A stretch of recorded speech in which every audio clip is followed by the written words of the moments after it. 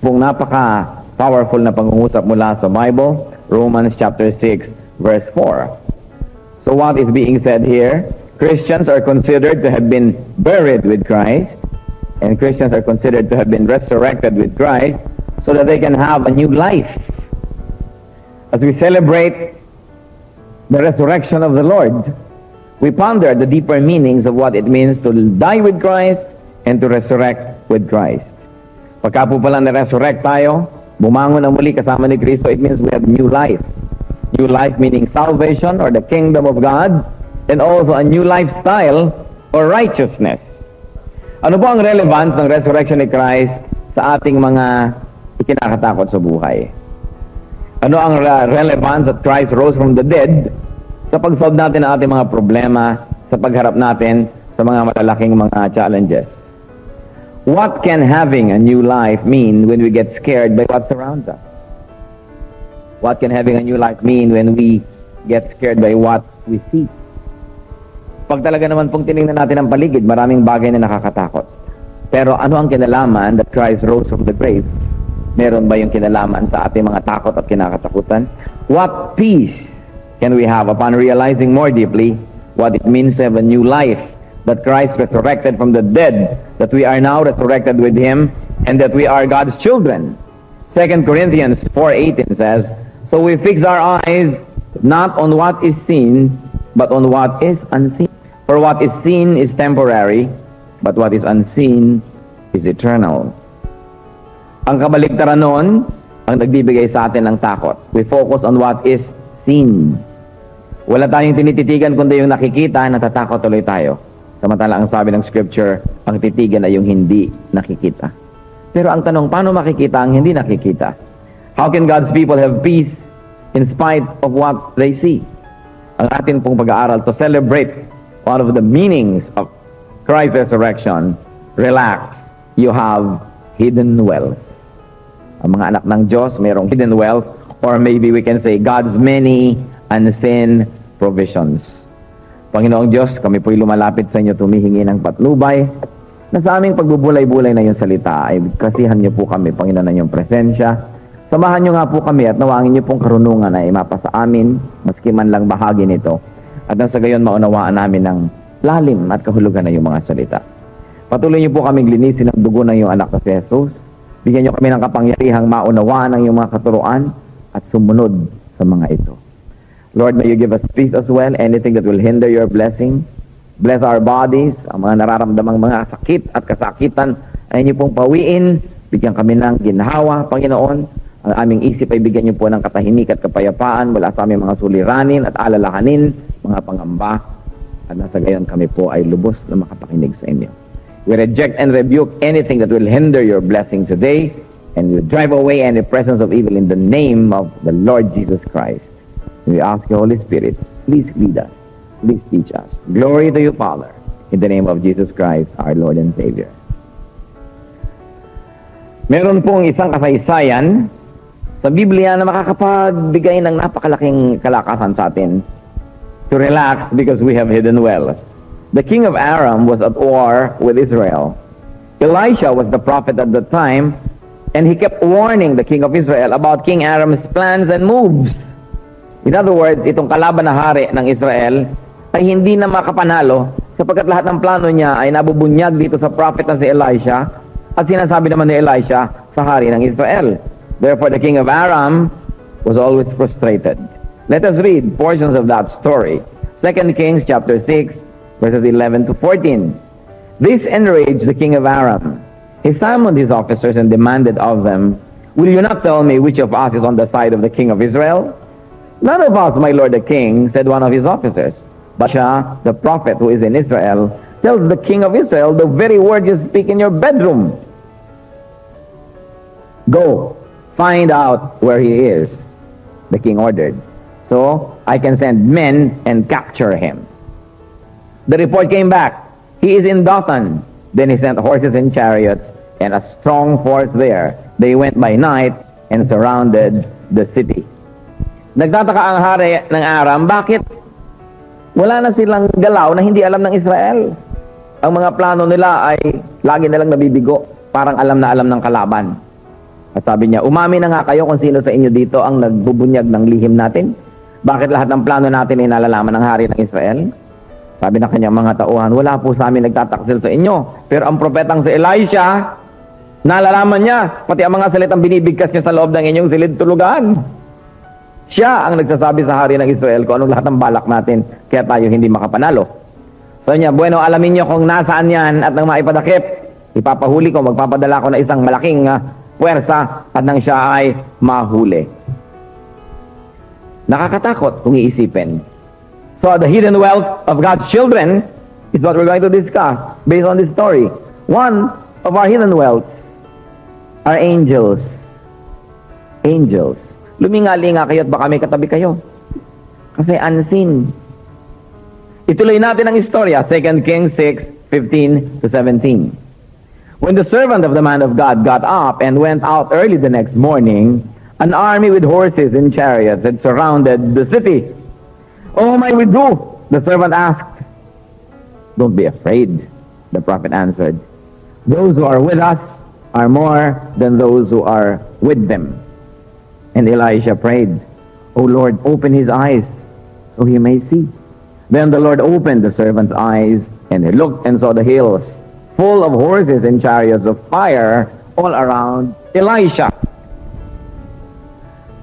So, nagpadala ang king of Aram ng napakalaking grupo ng mga hukbo at pinaligiran nila ang buong lungsod. Marahil ang lungsod po ay parang valley surrounded by hills. Kaya pagising ng katulong na lalaki nitong propeta ng Diyos, pagtingin niya sa paligid ay siya sobrang natakot. Sapagkat nakapaligid sa kabayuhan, mga hukbo. Napakarami. At siya sobrang natakot. Sabi naman itong si Elisha, huwag kang matakot. Lord, pakibuksan niyo nga ang mata nito at nang makita niya ang hindi niya nakikita ngayon. At dininig ng Diyos ang dalangin, nakita bigla ng katulong na lalaki. Kung may nakapaligid sa kanilang mga kabayuhang kalaban, meron namang nakapaligid dito sa loob sa kanila ng mga chariots of fire. Napakaraming mga anghel. May mga nag-aapoy-apoy pa. Kaya pala hindi makasugod-sugod yung mga kalaban. Meron silang proteksyong nakapaligid sa kanila. So that is one of our hidden wealth, Christians, children of God, angels. That if He wills, God sends angels to help His people. Angels even come as worshipers. Kaya sabi ko sa inyo, luminga-linga kayo at baka may makita kayo kasi talagang may mga anghel na sumasama sa tao sa pagsamba. Kaya nga si Paul ay binalaan niya ang mga babae sa Korinto na maging maingat sa kanilang pananamit. Sabi niya, alang-alang sa mga anghel. Hindi lang mga tao ang kasama natin, may mga anghel din. Kailangang igalang din ang kanilang presensya. At kung ano man ang ibig sabihin ng alang-alang sa mga anghel, ay kailangan daw maging maingat sa pananamit yung kababaihan. Angels present themselves as humans, as strangers, as guests. Kaya sabi sa Hebrews 13 verse 2, "Do not forget to entertain strangers, for by so doing, some people have entertained angels without knowing it." So mahalaga pong isipin natin na hindi tayo naman nag-iisa. Napasasamahan tayo ng Diyos sa mga anghel. Kaya dapat hindi puro takot na lang. Natatakot tayo kasi ang ating laging tinititigan yung nakikita. Nalilimutan natin na maraming hindi nakikita. At yon ay galing sa Panginoon. However, brothers and sisters, huwag kayong makikipag-usap sa anghel. Huwag kayong mananalangin sa anghel at huwag kayong mag-uutos sa anghel. Ang kausapin nyo, Diyos. Follow the chain of command. Kaya halimbawa nasa bahay kayo ng may bahay, meron dong katulong, meron dong mga tauhan, huwag kayo doon diretso humihingi ng kakainin, ng inumin, o kung ano-ano man, sabihin nyo doon sa kanyang amo. At yung amo ang kakausap sa kanya namang mga tauhan. Chain of command. Mamaya nakikialam na pala kayo. So ganun din, may chain of command. The angels take their commands from God, not from people. Kaya huwag na lang natin silang kausapin. Ang kausapin natin, Diyos, they take their orders from Jesus, from the Lord. So pray to God, respect the chain of command. So Christians, what is your first hidden wealth? Angels. Huwag niyo kakalimutan yon para hindi kayo lagi matatakutin. Lagi na lang kinakabahan. There is a greater hidden wealth, God Himself. God is our hidden wealth. Matthew 6:6, "But when you pray, go into your room, close the door, and pray to your Father who is church unseen." God is unseen, but it doesn't mean God is not there. Kaya huwag kinakabahan. God, though unseen, is always with us. Napakaganda ng sinabi sa Psalm 139, verses 7 to 12. Where can I go from your spirit? Where can I flee from your presence? If I go up to the heavens, you are there. If I make my bed in the depths, you are there. If I rise on the wings of the dawn, if I settle on the far side of the sea, even there, your hand will guide me. Your right hand will hold me fast. If I say, surely the darkness will hide me, and the light become night around me, even the darkness will not be dark to you. The night will shine like the day, for darkness is as light to you. Saan daw ako pwede magtago mula sa inyo, O Panginoon? Wala. Kahit ako sumakay doon sa mga pakpak ng bukang liwayway, hindi ko kayo mauunahan. Nandun na rin kayo pagdating ko. Kahit ako pumunta doon sa kabilang pampang ng malayong dagat, nandun pa rin kayo. Kahit ako lumusong at sumisid sa kalaliman at pusod ng dagat, naroon pa rin kayo. At kahit ako magtago sa dilim, naroon pa rin kayo. At sa inyo ang dilim ay liwanag. Kaya mga Kristiyano, yung mga tatago-tago sa mga dilim-dilim, sulok-sulok, gilid-gilid, gumagawa ng kasalanan, huwag niyong ginlangin ang sarili niyo. Dahil nandun din ang Diyos at kita rin tayo. Nandun din kuminsan si Satanas, kita ka rin. Walang naililihim. So Christians sin, but Christians sin in broad daylight. Because as far as God is concerned, there is no darkness. So huwag kayong natakot sa dilim. Baka may mumu. Baka lang. Pero there is one thing sure, nandun ang Diyos. Kaya hindi ka dapat natatakot. Yung dilim para lang sa mata ng tao. Kita nyo yung mga sundalo ng Amerika, hindi nadidiliman sa dilim. Meron silang mga gadget. Kita rin nila yung nasa dilim. Sundalo lang yun, tao lang yun. Lalo ang Diyos. Kita niya rin yung dilim-dilimang dilim. Una, malaking comfort sa atin yan na wala naman palang dilim sa Diyos. So kayang-kaya niya ako i-protect. Yung mga nagtatago sa dilim para ako saktan, kita rin ang Diyos. Alam niya. Pero yan ay isa ring warning na wala rin tayong maitatago sa dilim. Maaaring kumisan, maitago niyo sa kapatiran, maitago niyo sa pastor, sa inyong Bible study teacher, sa inyong magulang, pero hindi yan na itatago sa Diyos. Kaya huwag na nating linlangin ang mga sarili natin. Huwag ka na pumupunta-punta sa dilim para magkasala, tigilan. Sapagkat kitang-kita at alam na alam. Pati thoughts pa lang natin, iniisip pa lang natin, alam na ng Diyos.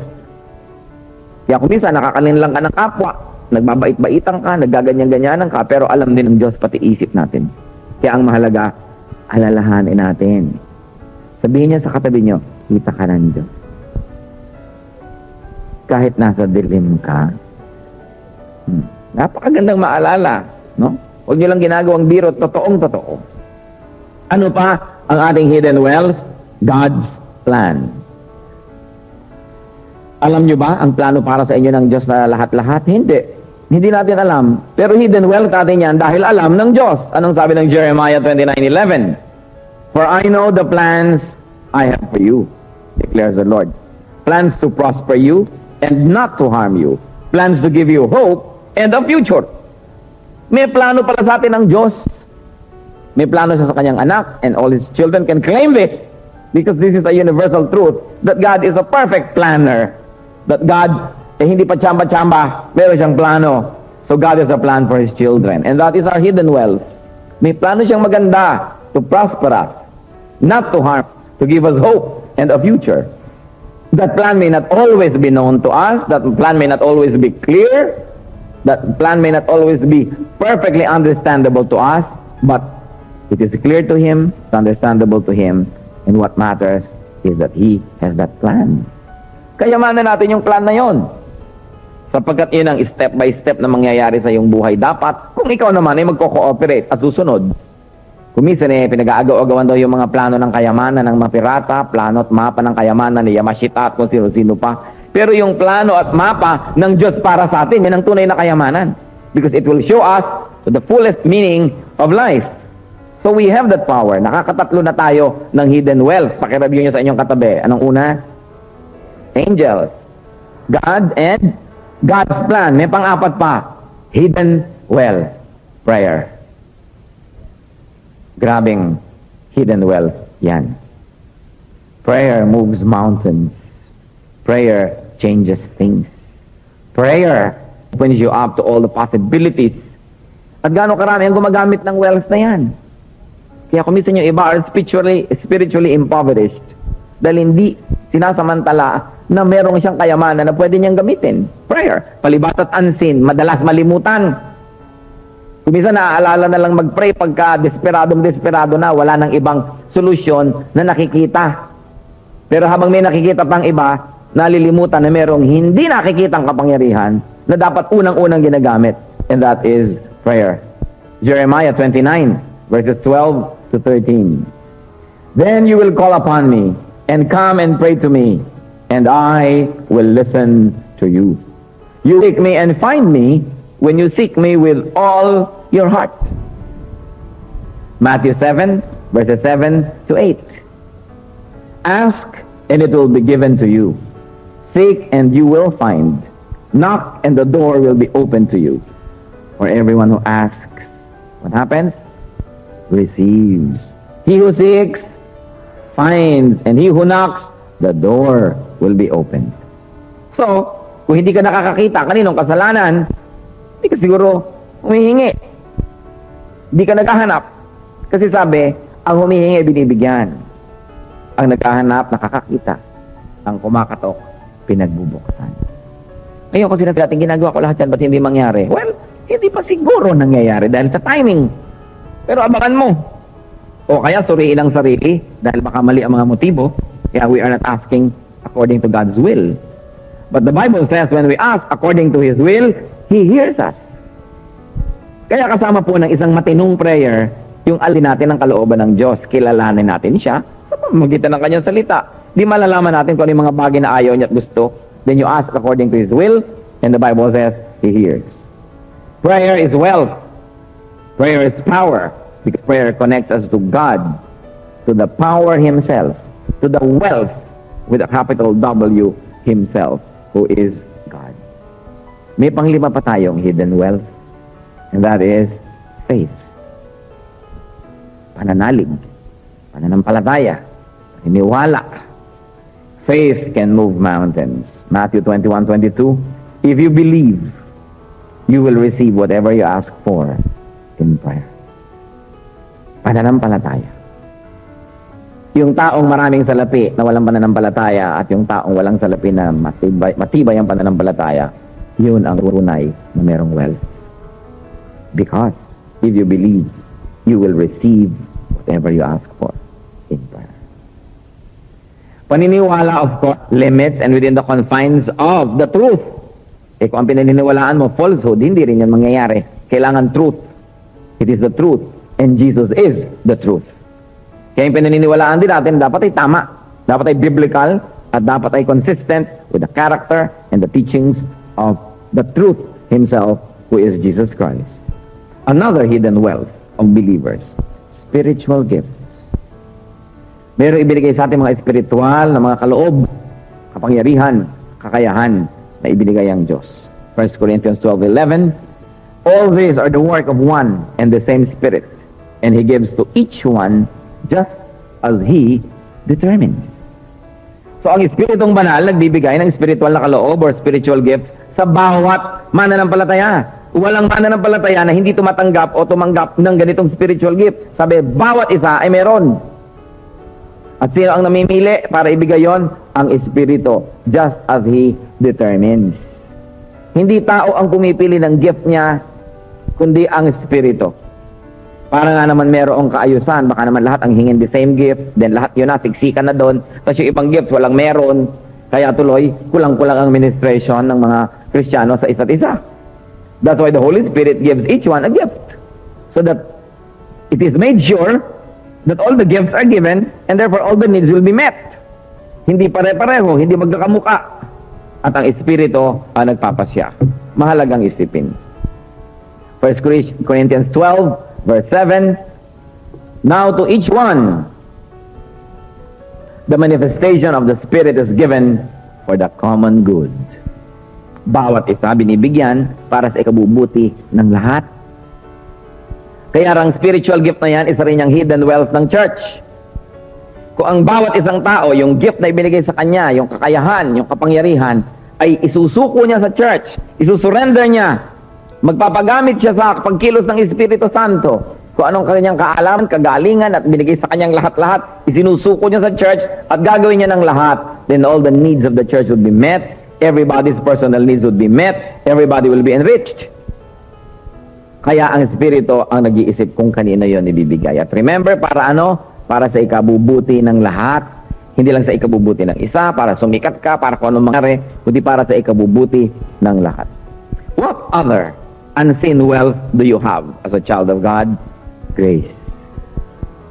Grace from God, which is really undeserved kindness. Ephesians 4:7, but to each one of us, grace has been given as Christ apportioned it. Grace unto salvation, grace unto perfection, grace for everyday life. Yung bang binibigyan tayo ng mga kaloob na di naman tayo karapat-dapat tumanggap. Yung tayo pinapatawad sa hindi matapos-tapos nating mga pagkakamali. Yung tayo tinanggap kahit pa sa ang sulok at dilim na pusali tayo hinugot. Tinatanggap tayo ng Diyos. That is wealth. Nakita niyo yung ating Vice President, pinalaya sa luncheon dahil sabi daw ng Mexican authorities, wala po kayo sa listahan ng dapat umupo dito. Matapos nilang imbitahin ang sarili nating Vice President, sinabi, hindi po kayo karapat-dapat umupo. Wala sa listahan, so hindi dapat. Pero tayo, inilista ng Diyos ang ating pangalan sa kanyang Book of Life. Nung tinanggap natin si Jesus bilang Panginoon at tagapagligtas. Grace. Karapat-dapat ka na yung umupo doon sa kainan, sa bangkwete ng Diyos dahil nakalista ang iyong pangalan. Of course, nagkamali lang yung mga Mexican officials dyan. Dahil inimbita naman talaga nila yung representative ng ating Pangulo. Tapos ngayon, nung nandun na, pinapaalis nila. Pero hindi yun mangyayari sa mga anak ng Diyos. Are you sure now that your name is written in heaven? That's important. Dahil walang mga Meksikano at Meksikana na pabaya na magsasabing wala po kayo sa listahan. Pag dumating mo anghel, alam nila nakalista kayo, welcome. That is wealth. Ano pa ang wealth natin? Heavenly inheritance. Yung mamanahin natin sa Diyos. Alam niyo yung mga minamanang mabubuting bagay? Many of them we do not deserve. Only because God is so gracious. Matthew 25:34. Then the king will say to those on his right, come, you who are blessed by my Father, take your inheritance, the kingdom prepared for you since the creation of the world. Kayo palang nakaupo dyan. May naghihintay pala sa inyong kaharian ng Diyos na noong pa man, hinanda na. Sabihin nyo nga sa katabi nyo, ikaw na nakaupo dyan. May naghihintay pala sa iyong kingdom. Ha? So, ba't ganyan ang itsura mo? Diba? Bakit ka malungkot? Bakit ka walang pag-asa? Bakit ka parang natatakot? Nag-aantay pala sa iyong pagkaming kayamanang inihanda ng Diyos noong paman. Inihanda niya para sa kanyang mga anak. A heavenly inheritance. Behave like you are going to inherit great wealth because you will. Napakahalaga na kilala natin kung sino tayo, sino ang ating magulang, ang Diyos sa langit. Hindi yung nagbe-behave tayo na nagpapaka-chip-chip kung minsan. Nalilimutan mong anak ka ng Diyos. Nalilimutan mong dapat lagi kang may dignity. Hindi ka dapat tatanghod-tanghod sa iba. Hindi ka susunod-sunod, bubuntot-buntot, lumilimos-limos ng konting pag-ibig. Sinasangla-sangla ang kaluluwa, maibig lang. Because you are a child of God. Meron kang future, meron kang hope. In fact, meron ka dapat present. The present time should also be glorious because you belong to God. Colossians 1:12, giving thanks to the Father who has qualified you to share in the inheritance of the saints in the kingdom of light. Yan ang naghihintay sa mga anak ng Diyos. 1 Peter 1:14 is also equally interesting. 1:4 rather, and into an inheritance that can never perish, spoil or fade, kept in heaven for you. Yung mga iba meron lang 10,000, ayaw ipasok sa bangko. Naku, baka magsara yung bangko. Ilalagay ko na lang dito sa buslo. Pag may 1 million lalo, nakakatakot naman yata ipagtiwala sa ating mga bangko. Baka biglang magkudeta, magsara. Kung ano-anong kinakatakot. Well, kumisan, may basis yung ganyan mga fears. Pero yung kayamanan nyo na ipapamana ng Diyos, saan nakatago? In heaven. Kept in heaven for you. Sabi ng verse. So, sinong aagaw doon? Sino magnanakaw? That's why the people of God have this great hidden wealth. Pakireview nyo nga sa inyong katabi ang 8 hidden wealth na yan. I-check nyo nga ang inyong katabi. Sige na. Lalo yung ayaw kumibo na basta hindi ako mag-check. Ayaw ako magsalita. Ang baduy. Ganyan. Sige. Tanungin nyo nga 8. Review.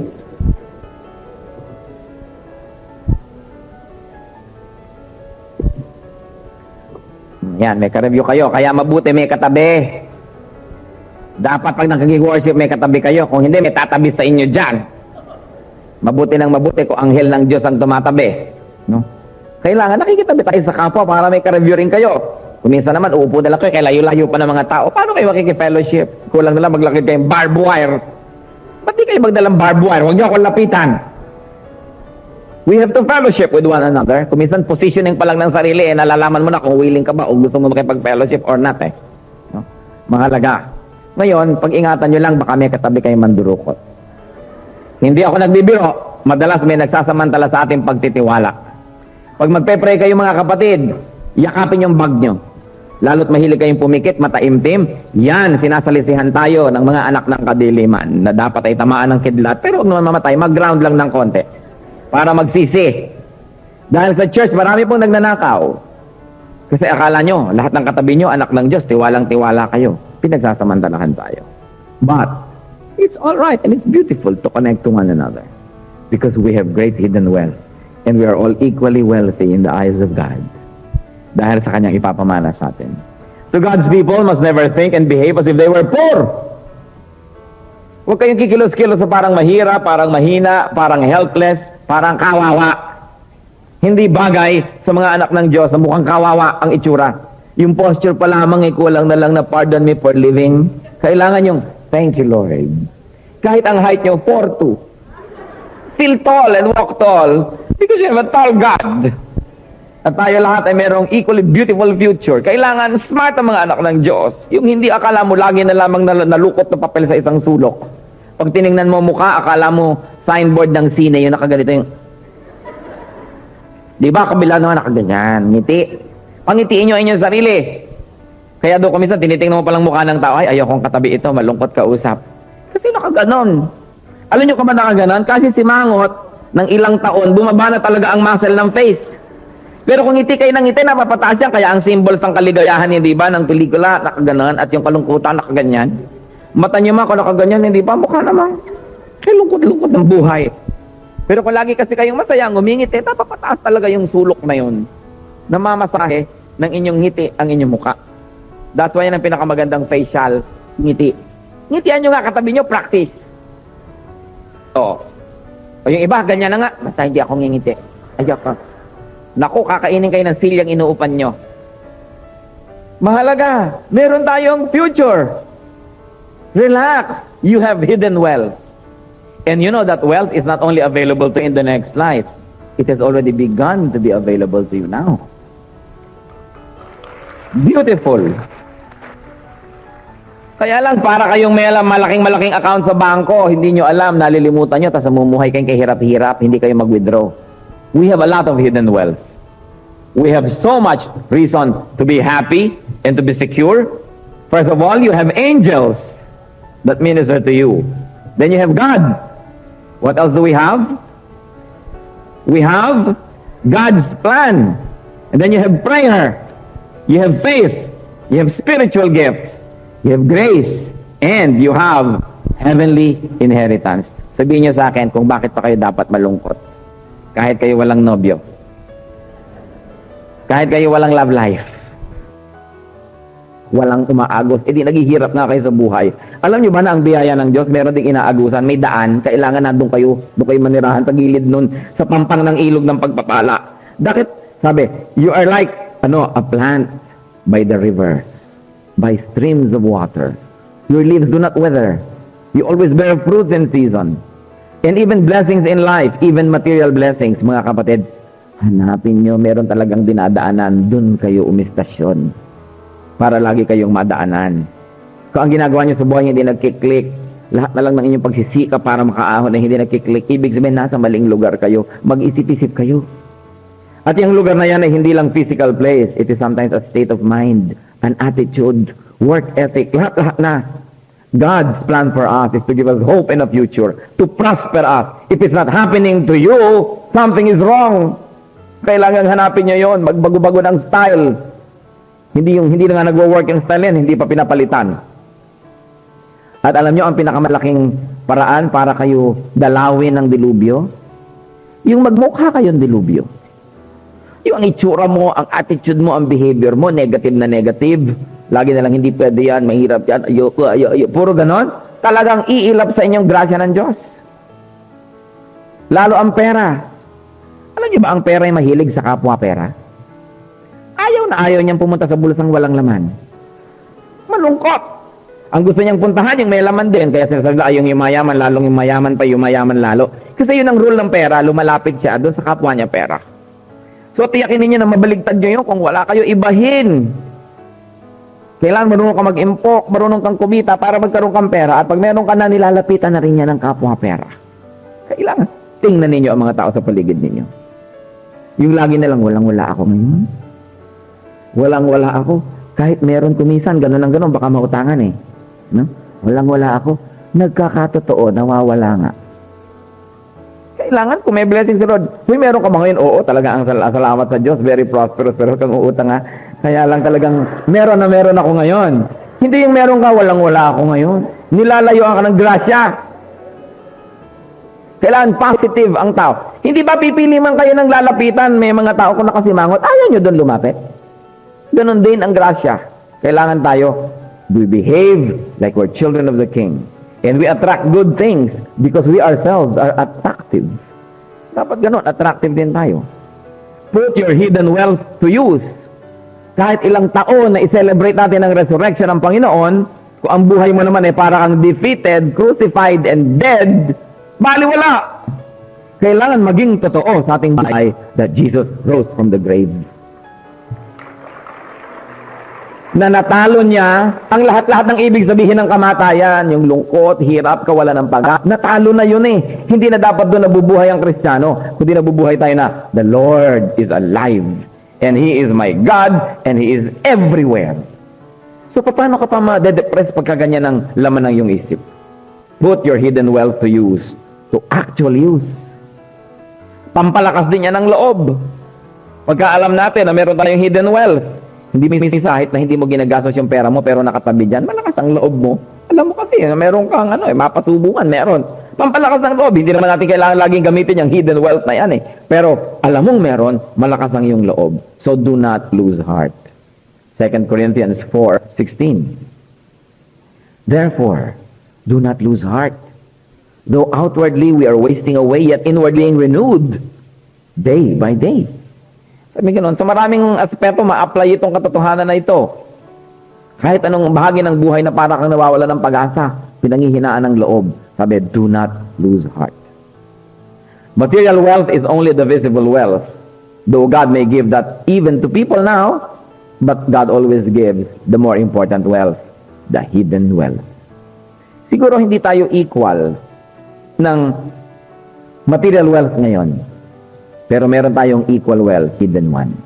Pare-pareho tayong anak ng Diyos, pare-pareho niya tayong mahal, pare-pareho niya tayong sinasamahan at pinakikinggan.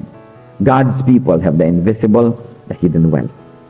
2 Corinthians 4:18. We began with that and we end with that. So we fix our eyes not on what is seen, but on what is unseen. For what is seen is temporary, but what is seen is eternal. Dear Lord, we thank you for your goodness to us. Salamat, napakarami naming hidden wealth. We counted 8 today, but Lord, there's more. We will only look. Pinapanalangin namin ang mga kapatiran, Panginoon, na namumuhay na akala mo walang pag-asa, akala mo walang kaligayahan, akala mo walang dahilan para magkaroon ng saya.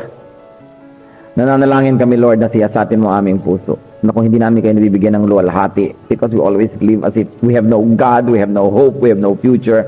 Forgive us, O God. Ipatawad niyo po sa amin kung nalilimot namin napakayaman niyo, napakabait niyo, at kayo aming amang mapagmahal. Turuan niyo kami, Lord, i-apply sa aming buhay what it means to have a resurrected Jesus as our Lord and Savior. That we too should not remain in the darkness of the tomb. We should come out in the sunshine, in the sunlight, because our God, our Lord, our Savior has risen from the grave. Panginoon, idinadalangin ko po ngayon kung sino man ang mga kapatiran dito na may mga magbahagi ng buhay na akala mo sila walang pag-asa, akala mo walang hope, akala mo wala nang iniintay na magandang bagay. Ipakita mo po sa bawat isa na hindi ito totoo. Na meron ka pong plano para sa amin. Na may katuturan ng buhay na ito. Na hindi lang kami dapat maghintay ng kamatayan, kundi ipagdiwang ang bawat araw na ipinahihiram mo, sapagkat ito'y punong-puno ng iyong kabutihan, pagpapala at pag-ibig.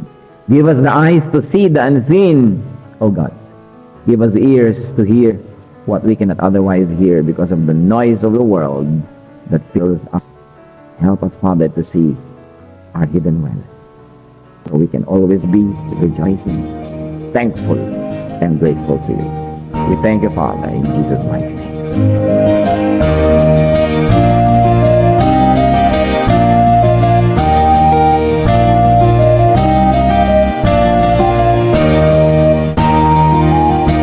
Ang katatapos pong mensahe ni Kuya Ed Lapid ay pinamagatang Relax, you have hidden wealth.